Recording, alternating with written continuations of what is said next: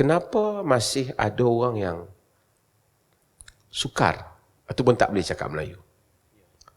Duduk di Malaysia lama tak boleh cakap Melayu.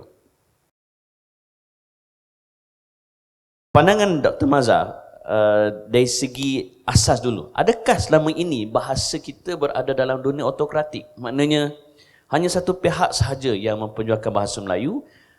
Adakah tidak ada demokrasi bahasa selama ini dalam negara kita yang akibatnya bahasa Melayu masih lagi tidak dipandang tinggi oleh masyarakat kita? Dr. Mazhar. Assalamualaikum warahmatullahi. Alhamdulillah, wassalatu wassalamu ala rasulillah wa ba'd. Tuan moderator yang dikasihi Puan Ainun yang sama-sama dalam lembaga pengelola, Datuk Abang dan semua pimpinan Dewan Bahasa, juga para penonton sekalian. Saya nak bergerak daripada satu titik yang boleh kita persetujui dahulu.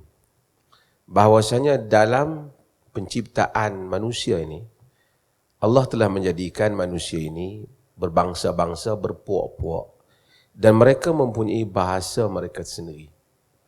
Maka ada orang, ada bahasa Arab, ada bahasa Parsi, ada bahasa Urdu, dan ada juga bahasa Melayu bagi orang Melayu. Agama tidak pernah datang bagi orang Islam. Pasal bahasa Melayu ni ada kaitan, kadang-kadang selalu kita kaitkan dengan agama juga. Agama tidak pernah datang supaya kita menghapuskan mana-mana bahasa. Bahkan agama datang supaya kita kenal mengenali antara satu sama lain. Sebab itu Allah kata, inna khalaqnakum min zakarin wa untha wa ja'alnakum syu'uban wa qabaila lita'arufu. Kami ciptakan kamu daripada lelaki dan wanita, dan kami jadikan kamu berbangsa-bangsa, berpuak-puak supaya kamu kenal mengenali. Saya masuk apabila pergi ke UK mengenali bahasa mereka, masuk ke China mengenali bahasa China, masuk ke India bahasa yang digunakan di sana. Apabila orang datang ke tanah Melayu, bahasanya Melayu. Bahasa itu menjadi identiti kepada sesuatu bangsa yang telah Tuhan jadikan berpuak-puak, berbangsa-bangsa ini. Jadi kalau orang tu rasa hanya agama hanya menyuruh kita bercakap bahasa Arab umpamanya, tak benar. Bahkan agama menyuruh kita kenal mengenali antara satu sama lain. Bahasa Arab sebagai bahasa penting untuk kita, di dalam pengkajian agama, memahami agama, tak dinafikan. Tapi tidaklah berarti kita menghapuskan bahasa yang lain. Apabila kita sampai ke tanah Melayu dalam konteks kita, maka bahasanya ialah bahasa Melayu, itu bahasa tuan tanahnya. Orang-orang yang masuk ke sini, kerana negara ini telah mengisytiharkan bahasa Melayu ialah bahasa kebangsaan. Maka bahasa Melayu ialah bahasa yang dipakai sebagai penghubung. Saya duduk di Perlis. Perlis sempadan dengan Siam. Lintas kat tu je 15 minit. Masuk Siam. Di Thailand, orang-orang di Thailand hatta nama disiamkan. Kalau kita tengok nama dia tu nak sebut susah. Kata Yusuf pun sebut lain dia. Sekolah-sekolah sehingga ramai anak-anak Melayu selatan Thailand, 6 wilayah yang sebahagiannya bercakap Melayu. Sekarang mereka tak boleh bercakap, mereka bercakap Siam. Demikian proses asimilasi yang dilakukan oleh kerajaan itu bagi menyatukan negara itu, pastikan awak orang Thailand boleh bercakap Siam. Kita cakap Siam. Tulisan Siam. Kita pergi sana bukan kita tahu pun apa ditulis. Ditulis satu tu yang tu pun pelancong ramai je ke Siam. Bersesak-sesak lagi. Tak ada orang kata tak mau masuk Siam, bukan boleh baca tulisan Siam. Ada benda yang ada market, ada benda yang bagus, ada market yang orang belilah.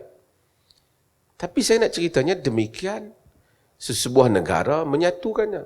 You pergi ke UK, dia interview you kalau nak dapat ni. Bukan you kena boleh English. bagaimana orang Malaysia mengaku rakyat Malaysia kata saya tak boleh cakap Melayu. Ini adalah sesuatu yang luar biasa. Sesuatu yang janggal yang mesti kita di sudut kenegaraan mesti kita tegaskan. Itu dulu titik tolak yang saya nak sebut. Daripada titik tolak itu kita kena mencari punca masalah. Kenapa masih ada orang yang sukar ataupun tak boleh cakap Melayu? Duduk di Malaysia lama tak boleh cakap Melayu. Kenapa? Adakah orang Melayu bila jumpa Datuk Bangla duduk 3 tahun, dia lebih berbahasa Melayu daripada kita. boleh boleh cakap. Tokek dia tu tak boleh cakap. Tokek Bangla tu tak boleh cakap Melayu. Nak kata pandai English sangat pun tak juga. Jadi bahkan masih ada lagi tuntutan supaya bahan-bahan bacaan kebangsaan rasmi ni ditulis juga dalam bahasa yang lain. Nak bagi bangsa tu faham.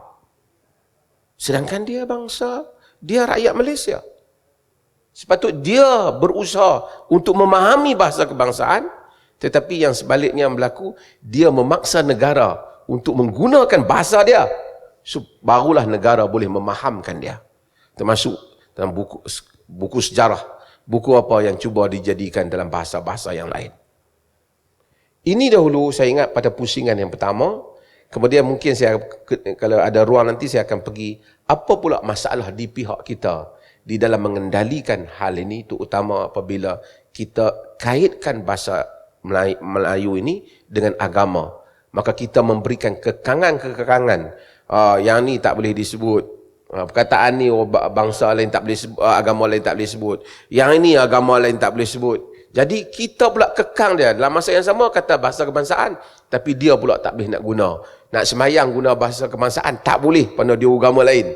Ini kekangan-kekangan yang dibuat oleh kita yang sebenarnya menentang asas yang kita letak bahasa Melayu adalah bahasa kebangsaan.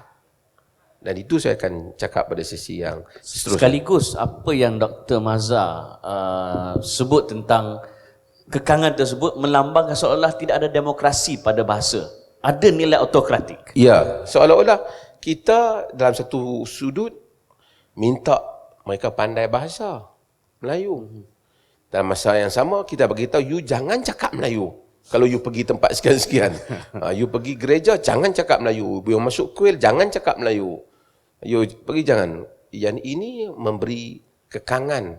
Kerana manusia ini apabila apa yang dia mimpi, kalau saya selalu kata kalau satu orang tu dia berdoa kepada Tuhannya pun dalam bahasa Melayu, artinya itulah bahasa yang terdekat pada diri dia. Tapi kalau itu kita halang, berarti kita telah menghalang perkembangan bahasa. Saya tahu ramai akan sebut nanti, ini bahaya kalau dia doa. Dan saya akan jawab bahaya-bahaya itu pada sisi yang Sekejap lagi, kita simpan dulu.